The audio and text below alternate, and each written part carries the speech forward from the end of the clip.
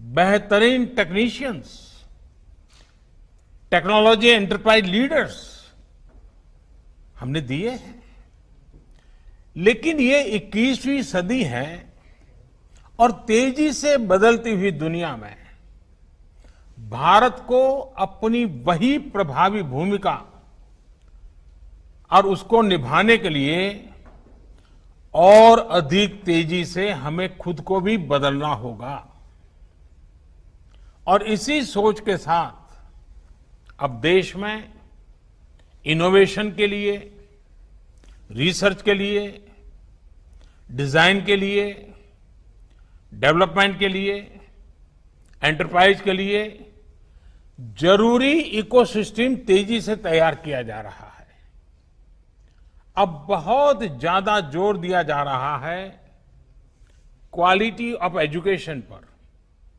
21वीं सदी की टेक्नोलॉजी को साथ लेकर 21वीं सदी की जरूरतों को पूरा करने वाली एजुकेशन सिस्टम भी उतनी ही जरूरी है।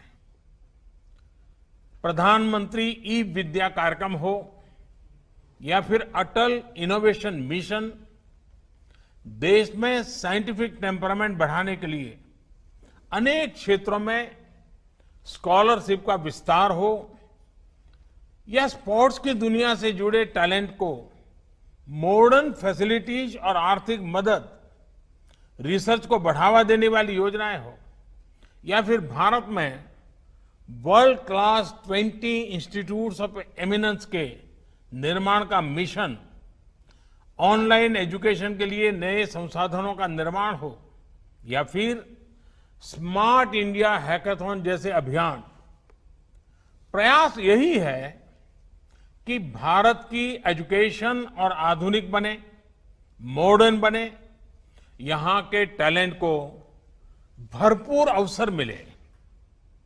साथियों, इस कड़ी में कुछ दिन पहले देश की नई एजुकेशन पॉलिसी का ऐलान किया गया है।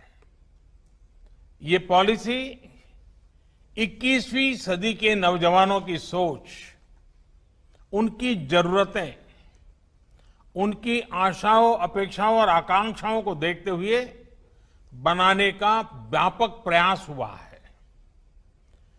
5 वर्ष तक देश भर में इसके हर बिंदु पर व्यापक डिबेट और डिस्कशन हुए हैं, हर स्तर पर हुए हैं और तब जाकर ये नई नीति बनी है।